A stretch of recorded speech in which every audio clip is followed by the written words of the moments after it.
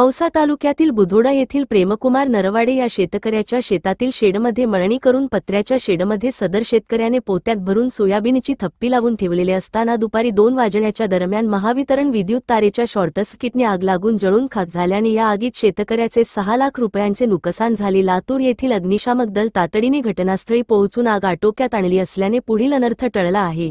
याबाबतची सविस्तर माहिती अशी की औसा तालुक्यातील बुधोडा येथील शेतकरी प्रेमकुमार नरवाडे यांच्या शेतातील सर्वे नंबर 68 मधील शेतामध्ये खरीप हंगामातील सोयाबीन भरडून पोत्यात भरून पत्र्याच्या शेडमध्ये 180 पोत्याची थप्पी लावली होती। दुपारी 2 वाजण्याच्या सुमारास शेतातील पत्र्याच्या शेडला विद्युत ताराचे शॉर्टसर्किट होऊन आग लागली। या आगीमध्ये प्रेमकुमार नरवाडे यांच्या पत्र्याच्या शेडमधील जवळपास 180 कट्टे सोयाबीन आगीत जळून खाक झाले।